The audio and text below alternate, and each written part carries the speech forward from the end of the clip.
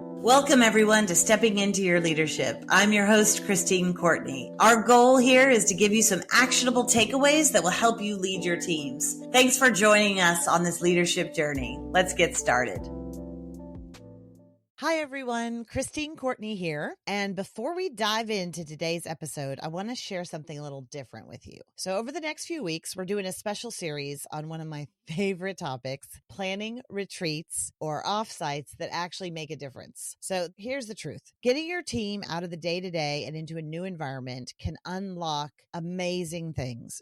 Growth, clarity, connection. It can be better than an entire quarter of meetings. You can get a ton of bang for your buck, but only if it's done with care, intention, and a little bit of courage. That's why we're not just dropping podcast episodes. We're opening up the behind-the-scenes playbook, what we've learned from years of designing and facilitating offsites for companies, schools, leadership teams, and even certainly our own staff. In this series, you're going to hear practical strategies for designing an offsite, but also stories, real moments of transformation, and the small things that can make a huge difference. So on our website, you'll also find a companion article that we've written just for you. So first, I wrote a piece on how to choose a theme and why that theme matters more than you think. I love a theme. Who doesn't love a theme? And it really makes a difference, not only how the retreat goes, but how you can link it through the entire year. I've really found that that's a key thing in the past. Second, Tatiana is giving you a peek behind the curtain with a behind the scenes look at how these retreats actually come together. And it is fantastic because if you know anything about doing these retreats, sometimes the logistics alone can kill you. And it's hard to do both things really well. And so you have somebody like a great producer on the ground like Tatiana, and she's going to give you some of her tips on that. And then finally, Greg, in classic Greg Shamie fashion, is going to share how to measure if your retreat is actually working. So when you're in the room facilitating, or if someone else is facilitating for you, you're looking for those clues as to how your team's doing, how you can make it better, what adjustments need to be made, what notes you can give for the facilitator. So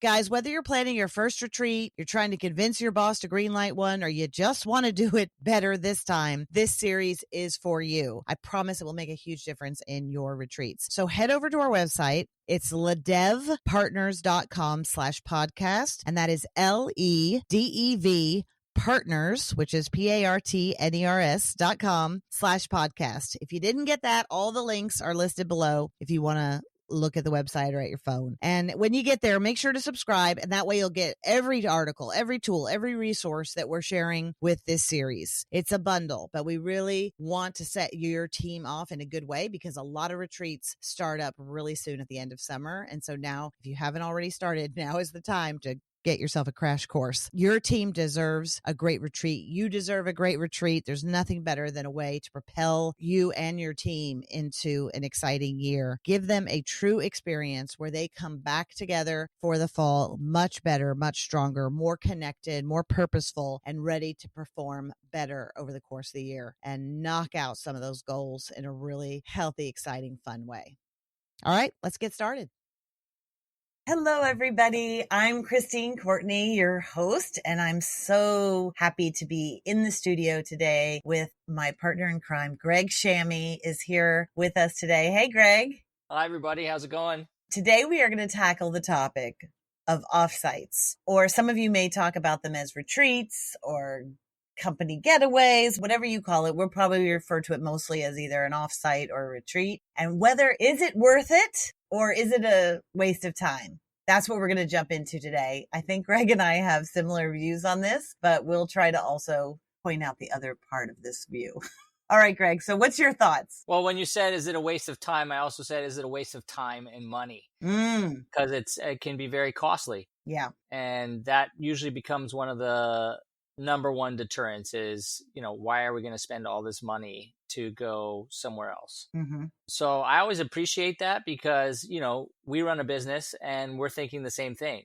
So why do we do offsites? For ourselves. Yeah. I mean, even just starting with that. Well, a couple of things come to mind. One is getting into a different environment is huge, right? Just even in terms of distractions, being able to go somewhere other than you are at every day together is a great way to begin. And that makes me think of that quote, coming together is a beginning, keeping together is progress, working together is success. But the coming together is very important. It's the beginning, and you need to come together with your teammates. And so coming together in a different place, those are the two things that come to mind that are super important when thinking about why invest in an offsite. Yeah. Because, I talk to business owners and managers all the time, and they're like, oh, the thought of one, either the cost, because sometimes it's very expensive. You're oftentimes flying employees somewhere, right? So it better be worth it, what you're doing. So you have costs of airfare and transportation, or you are paying for them to, get there. You're paying for rooms. Oftentimes you're paying for catering, you're paying for space, you're paying for facilitators. It adds up. Right? So when you have to, if you're the manager, the leader, or the owner, and you're having to justify that, you need to be able to show an ROI, right? What's your return on investment on what potentially could be a huge investment, depending on what your offsite is. So that's one of the problems. The other problem is that sometimes you get flack from your employees who don't want to leave their homes, their families, their spouses, their kids, any of that can put a lot of pressure too. And sometimes people's anxiety comes up especially if you have the kind of budget where you have to share rooms, or, people are like, I don't like working that late, or I don't like hanging out, I don't like drinking, whatever it is that's going on. There's so many thoughts and feelings that you have to manage that sometimes people just say, oh, forget it. We'll just keep going on as is. So I think, are there any other things that get in the way, any other roadblocks that make it sometimes not worth it? Like, let's just put voice to those things and then put voice to the other side of why it might be important to do this work. Yeah, it takes a lot more energy all around to make these things happen. Again, if they're going to be effective, they have to be organized really well. You want everybody to be having a great experience, not just hotel and food and environment, but also the actual content, right? So it takes a lot of effort to really dig into these things. So that can become an obstacle as well. Yeah. And I think those deterrents oftentimes stop us. And if they're too big for you, it might not be the right time, because you're right. It does take a tremendous amount of energy. And if you're the person spearheading it, you have to have more energy than anybody to overcome all those barriers. That being said, Greg and I both really strongly believe in the power of offsites or retreats for your company. And I'll tell you why. Because if you can muster the energy, you can muster some time and some money, you can make for transformational changes in your business that in some cases could never happen without this offsite or retreat. So let's dig into that, because if you have an inkling that this could be right for you, you're probably, I would tell you, that gut feeling is right, and not to let all those barriers get in your way. Push through, because my gosh, have I seen change in my own company, in myself, when I've done things just alone for myself, when I've done it for my company, incredible change, and when we facilitated for other companies. So this could be from a very small experience to very large. It could be a half day at Central Park to, flying your folks to Colorado.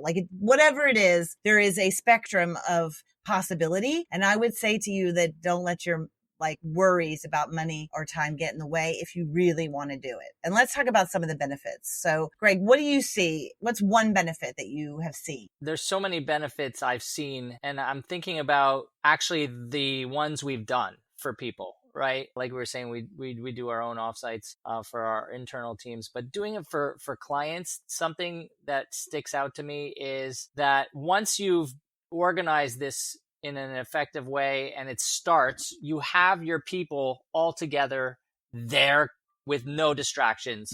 And so you're going to get 100%, hopefully, once they buy in, that, hey, this is well organized. This is nicely done. Oh, this is interesting content. Oh, this is really pertinent and relevant to my job and to us sharing information with each other and building a cohesive team. So most of the time, I'm being pulled left, right, and center, and I'm just doing the job as best I can, and I'm missing the connectivity. And so the biggest benefit that comes to mind is the connectivity that happens between me and my other players that run the company, and being able to get sparked by that sharing of information, sharing of ideas, strategy, all that stuff that's going to be coming out of these sessions that we dig into 100% together, where we never have that opportunity because we're working. Yeah, I love that. I love it. So really, we're talking about connectivity. 1, 2, limiting distractions from our lives, right? So that we can focus, all together focus can be incredibly powerful. And I think that idea you alluded to, but just to underline it for everybody, is taking us out of our natural environment, taking us out, whether it's that you work in the same cubicles all the time, taking us out of that environment, or whether you're remote and you're finally coming together, or whether you're hybrid and you finally get to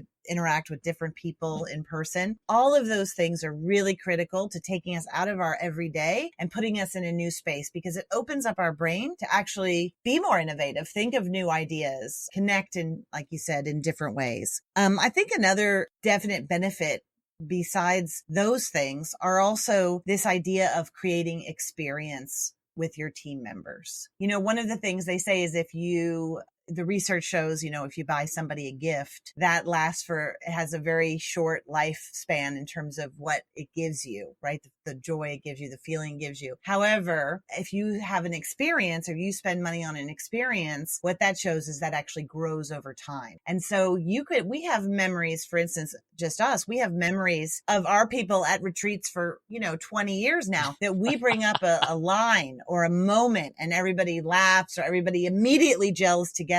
And that you cannot pay enough money in the world for that feeling. And studies are showing that the younger generations want and crave experience and experience with others more than older generations. So if you're the type that's like, I don't need that, well, think about your younger folks, because they travel more, they go out to dinner more, and they also like to retreat together, create experiences together, be in nature together, be in, challenges together. All of those things that you can create at an offsite that can actually last you the whole year, especially if you don't get that kind of connection all year long. Did you have a thought, Greg? Well, yeah, I love this whole creating experiences, because that's what we do. And in reflecting back on our own personal offsites, I mean, the memories are just gargantuan and incredible. And most of them are from challenges that we had where we had to overcome a problem.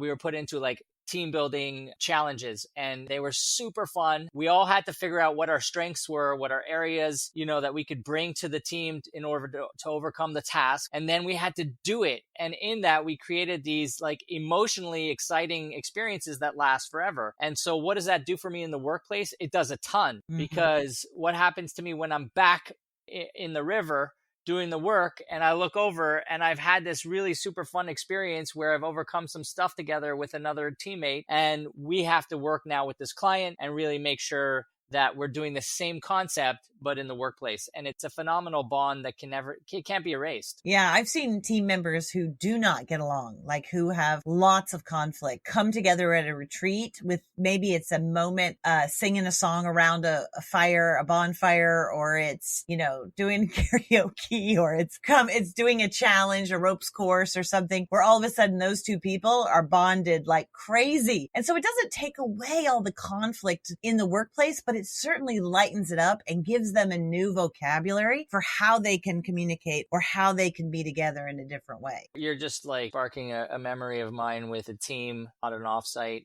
This was a client I was facilitating, and two of the members didn't speak. And I remember the CEO had come up to me and was like, listen, these folks have some serious conflict. And so it's going to be awkward. I just want you to be aware of it. And that helped me a lot as a facilitator, because then I was aware of it and I could slowly scaffold or build in the importance of getting their voices into the space, slowly the different perspectives, validating the perspectives that were coming into the space, having them do activities, but knowing how to group them, and then getting them to eventually connect and bond. And it happened. And it was the most incredible thing that took place, where these two people didn't really communicate at all, did their jobs separately from each other, and there was tremendous conflict. And by the end of this offsite, there was a bond that had been created. And that to me was a huge success. Yeah. Yeah. So that conflict piece is huge. If you're having toxicity and conflict in the workplace, hello, everybody. Another benefit can come from these getaways together is to resolve some of that. Yeah. And you see it right away. And what's good is that you're having fun, or you're doing something that's different. And so it takes a little bit of the stress off of the work itself,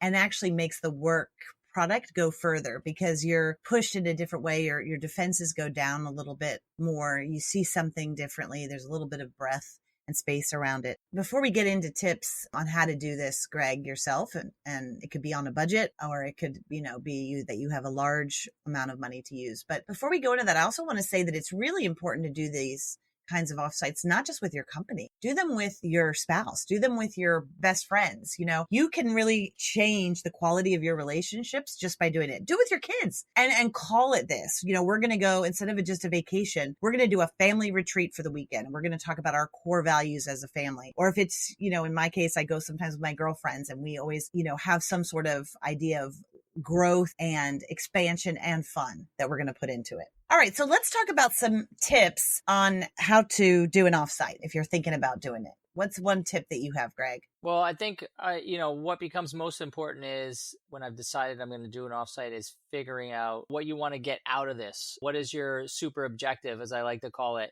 for this? What are specifically the outcomes you want to have by the time this is over, whether it's a half day, a full day, a 3-day experience, right? And so getting clear on what you want the results to be, I think is super important. And that gives you a big objective to go for that helps align everything else. Yes. I'll add on that in doing our own retreats, I'm always coming up with a theme of what's important for the whole year. And a lot of times, I'd say all the times, this does not come from me. So I go to the folks that are kind of key people at identifying these within my organization. And I ask them, what do you think the theme should be of this retreat, which will then impact the entire year? So for instance, this particular year, somebody in our organization said, I really want to focus on this idea of buoying each other, of being buoyed to each other, of being connected when things are tough, of being kind of buoys for each other. And so that stuck in my head and I just wrote down that thought. And then I thought, okay. And I talked to a few other people. And while they didn't use the term buoy, they did use the term of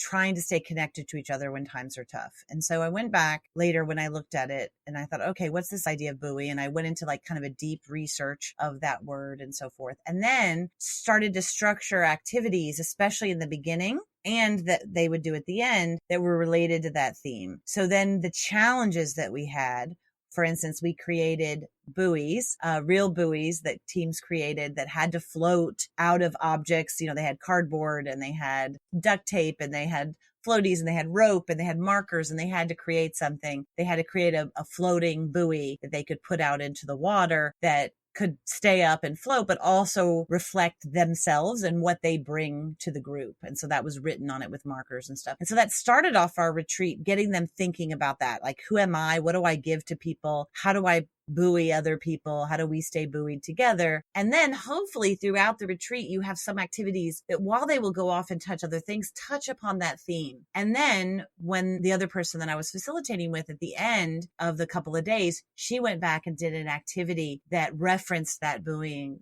idea and kind of put a bow in it. So that this year, when we come back to our meetings or we talk about things, everybody's on board with that image or that visual of being buoyed by each other. So that's just one idea of a theme.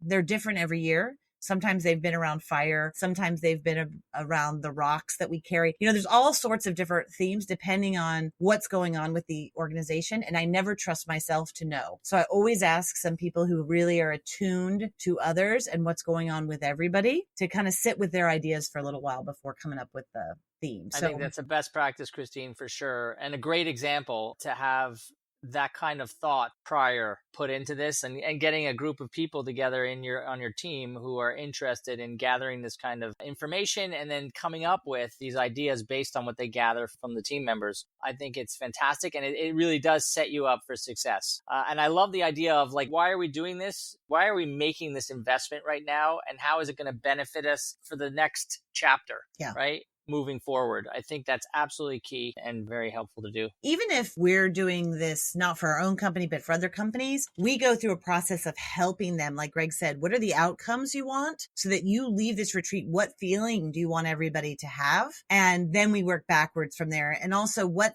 do you perceive as things that could be the theme for the year? Or what would you want? Sometimes those are around alignment. If everybody was really focused in the same way, like a special forces troop, we've done things around that kind of special forces idea or a sports team. How do we get people on board with those types of feelings? It could be anything depending on where you are. But if you start with the end in mind, Greg, you're 100% right. You're going to have more chance of reaching that goal.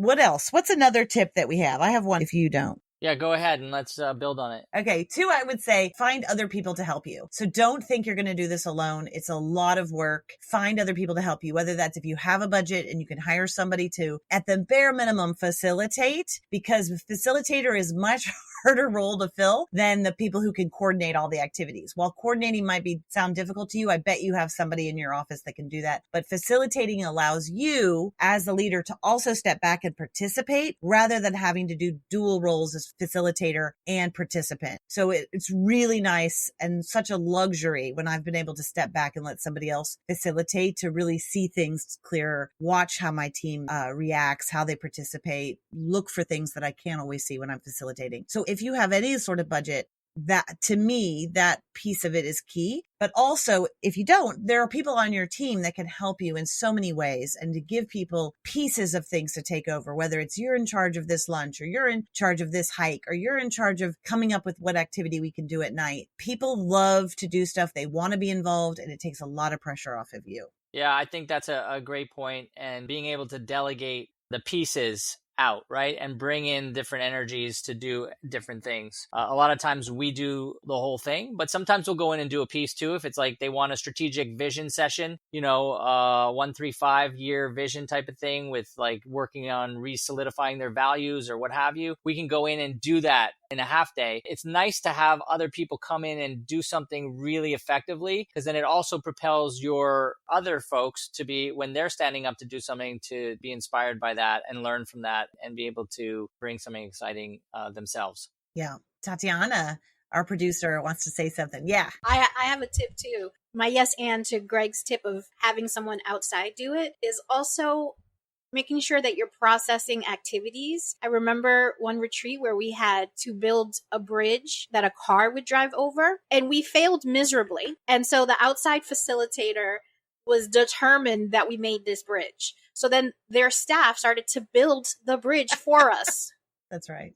I was appalled because the activity we failed and the learning that could have happened if we would have discussed, and we did, because of course Greg was not going to let it go, but we had to process that we failed, because we fail sometimes, and that's okay. And that was such a missed opportunity. So I think, yes, have an outside person do something, of course, because I love that, but also making sure that the activities are processed. Yes. And that you're questioning, because that is where the learning is going to happen. And that's where the connection back to your theme is so important, because like it was such a missed opportunity for that organization to help us go through talking about failure. And I always remember that as a big fail for them. I would never use them again for that one reason. And just to clarify for folks listening, when Tatiana says process, that's our language for really debriefing post any kind of experience or activity that you do. It's really like, okay, well, what happened for you?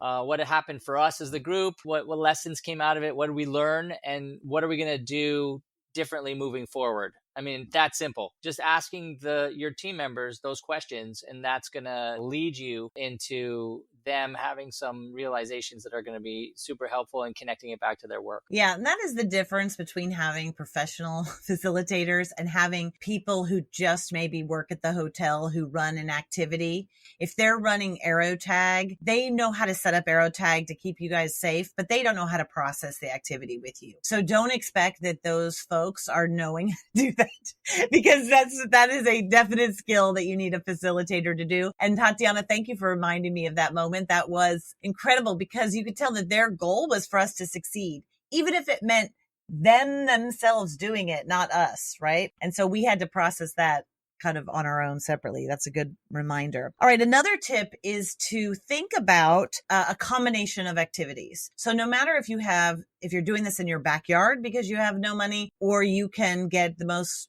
high-priced hotel in Switzerland, you want to have a combination of activities to appeal to everybody. So you want to have a combination of some sort of nature and outdoors. And I got to tell you that probably the number one complaint we get from people who go to offsites is that they go to these beautiful places and then stay inside a conference room all day. That is 100% the number one problem. And the problem, I understand it from the ownership point of view, is you've gotten all these minds together, you're paying all this money, and you want to have these sessions, these thinking sessions, these planning sessions, and it's difficult to do that outside, right? But you really want to have as much experience with nature or wherever you are outside that is different than what they're used to. They will be very frustrated if it's a beautiful day and they're inside looking out at windows and then night comes and they're like, oh my God, why were we even here? We could have been in our offices or at our homes. So think about how to make sure that you're incorporating nature outdoors, that you have some sort of combination of fun, that you have some sort of challenges, like physical challenges, like Greg was talking about, but also maybe like puzzles or mind challenges, or also hands-on building things. Like some people are builders and like to, do kind of art projects within their challenges. And then some people are real sporty and physical and want to have some sort of physical challenge. So you want to have a little bit of both so that everybody's a little outside of their comfort zone, but not outside their comfort zone the whole time. Right? You want to have something where they're also in teams. So people who like to do that stuff can excel and other people can sit back. And so you have this idea of I'm leading now, I'm stepping back, and everybody has a chance to feel good. And then also people have a chance to like assess themselves and, where they are and where other people are. I think it's so good, Christine, that variation is key. And I like to get those team building stuff activities going early on as I build the group. And then from there, dig into strategic stuff, right? Because once I've had that experience, then I can I'm not only physically and mentally perked up and ready, but now I'm ready to dig into, okay, let's look at the business and let's strategically, come up with some plans and action plans on how we want to move this forward together based on where we're at, what's happened in the past, and how we want to move forward better. So I think it's combining activities is huge. Yeah, perfect. And it's the way that he just structured it, really important. So first, when you get there, you break the ice with some immediate fun, low stakes team building. You don't jump into a huge ropes course right away. You start off with some very light, fun, get to know you, everyone's nervous. So you're a little more comfortable, lighthearted, fun, and do that outside. If you have a beautiful day, do those activities outside 100% so that people are outside right away. I just was with this past few days with a group of CEOs, and that's what we did. It was a beautiful few days. We did outside. I had them do activities to get to know each other, working in teams, fast paced, music on, dance, whatever, outside in nature. And then they went, after they were doing that and got to have some interaction with the whole group, they went on what we call a wisdom walk, where they walked around the lake that was there. So not a difficult walk, but a hike, but flat mostly. So everybody could do it. But then along the way, they had these huge ducks that they had to find, rubber ducks, and they were colorful. So you could spot them along the way. And then underneath it said a question or prompt for them to talk about. So it could be like, what's the biggest risk you've taken in your business so far? And then you put that duck down and you walk and talk and so forth along the lake till you find the next duck that leads you to what keeps you up at night, right? So these were questions that were for a bunch of different CEOs, but for your company, you could see how that wisdom walk could be related, right? Then that first day, you've had some good one-on-one time. You've had some good group time, and then you're going to have a great meal and some fun at night. And then the next day, Greg's right, dig into some content inside, focused, whether it's your vision, mission, values, whether it's your goals for the year, whether it's how to get more aligned, whether it's learning a new skill, right? Whether it's learning Working Genius, for example, or certain kinds of leadership styles, whatever it is that your group needs. And then you spend the night, outside again that night and doing something outside. But that indoor time is important because you're going to lose them if you're outside working on alignment and strategic vision. Oh, you just made me think of another important piece before we bring this to an end too, is the ending itself and how important the final activities are of an offsite. Because it gives, again, the importance to their voices of the participants and the experiences of the participants. And so doing a really strong closing that allows you to reflect back on why we did this, what came out of it, what got sparked for you, what's sticking with you, and what are you going to put into action because, which is absolutely so important, is huge. And then some appreciation is something we always like to build in too, because then you end up leaving with an opportunity to give some props to your fellow teammates based on the creative experiences you've had together. Yeah. And feeling that back, right? That's a great feeling to leave with. So those are two great things: action steps, your takeaways, and then some sort of appreciation, gratitude for this time together and for each other. I also just want to say that just as important as the ending, which it is because it's a catapult, right? It's a catapult to spring from, is the beginning. How do you make people feel cared for. You know, I have some folks on my staff who are great at this. And in the past, they've thought about it. Do we have a bag made for them? Do we have some swag that they don't know about that we leave in their room? Do they get something that makes them think, you know, with snacks or things that are carefully curated for them? Can make somebody feel really appreciated. And I always start by thanking them for giving up this time with their family and friends and pets and so forth to make this happen. That's really key to like letting everybody let go of any sort of bitterness or feelings of like, why am I here? I've got so much stress at home, or I got to find a dog sitter or whatever it is. Yeah, you always do that. It totally is like, oh, thank you for acknowledging what I've had to do to come here. So I always really appreciate it. And it does allow me to sink into what's about to come. Yeah. The other thing I just thought of, Christine, is so the beginning, the ending, they're obviously super important. As the ending happens, what's the next connection to what just happened? So if you do come out of it with someone who's put together, you know, some company goals or whatever content you've created in the offsite together, right? That's going to propel you forward. What are the next steps? So the debrief that happens post the offsite, and how do you keep that energy going post the offsite? So most people, it just drops. And so having intentional connectivity to that, I think is huge. Huge. That's a great last thing to leave everybody with. We hope you try it. Even if you have no money, don't let that stop you. Even if you have no time, like I've said, I've done them in the park where everybody's met at the park with their Metro card or whatever in hand. They bring their own lunch if you can't afford it, but just get out of your norm. At least once a year, people will remember it. It creates experience. If you have a ton of money to do something really cool, a friend of mine, a CEO, took all his staff to Red Rocks this year in Colorado. What an experience they had there, right? You can do anything that you put your mind to, and your staff will remember it. So jump into it. If you need help, reach out to us. We're happy to give you ideas or help. Our website also has lots of ideas and resources for you. So thanks you guys for listening, and we'll see you next week. Thanks, Christine. Appreciate it. Thanks, Greg. Thanks everybody for listening. I'd like to give a special shout out to our podcast producer, Richard Francisco. Check out our notes for any details. And if you get anything out of this, please follow us. And if you enjoy it, please take a moment to rate us or write a comment. It will mean the world to us. We'd love to hear from you. And if you just can't get enough, follow me on TikTok and check out tlpnyc.com/podcast for more information.